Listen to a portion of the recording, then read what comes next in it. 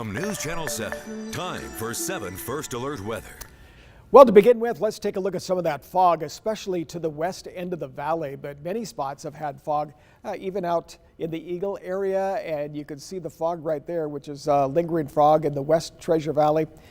Make no mistake about it, these conditions are poor traveling conditions.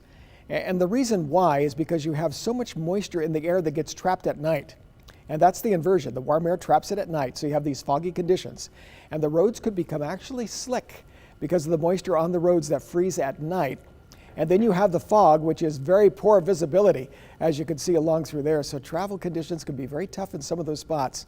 And the only thing that's going to break that up is seeing a little movement in this air. And that's a possibility with a frontal system that comes in later tomorrow. So Sunday should be improving quite a bit. Why so much in the west end of the valley? Well, it's because it's a lower elevation, so that fog tends to pool down there at night. Same thing for the Weiser Basin. And then during the day, the sun comes out. It expands the atmosphere somewhat, so you don't have the particulate level quite as high there, and the visibility becomes a little better. But at night, it just happens again, and that's what's going to happen overnight tonight, as you can see for all of those areas in eastern Oregon throughout the Southwest Valley. But it's not in Twin Falls and Sun Valley, but it happens to be in the McCall area. And if you look at the air quality, it's the yellow category, which happens to be moderate in many spots. The entire valley here is in the moderate category. But over to the eastern portions, like toward Twin Falls, also up in Sun Valley, congratulations, because you're in the good category. Even if you go further eastward, like Pocatello or Idaho Falls, also in the good category.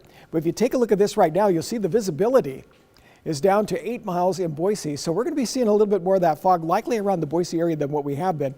Caldwell is already way down, and so is Ontario. Best visibility is 10 miles, and you can see that is generally always to our east. And it has changed the temperatures too. In the morning, this is from this morning, temperatures were down in the mid-20s, even though Boise had 32. And that's the difference with the fog that's trapped in those valley locations. So tomorrow morning, the air stagnation advisory continues till about 11 o'clock. Frontal system comes through later in the afternoon. So with that, I do expect sunshine on Sunday, but cooler temperatures and the air quality actually improving. But watch this. As we get into Monday morning, there's a chance of some snow to begin with. That changes to some rain, say about 10 to 11 o'clock. So I don't think the snow will stick around, but you'll probably see snow Monday morning. Same thing with Wednesday. And toward the end of next week, there's a chance of seeing some light snow showers getting into Thursday and Friday. Some changes on the way. That's Thanks, huge Rick. changes. Yeah. Perfect.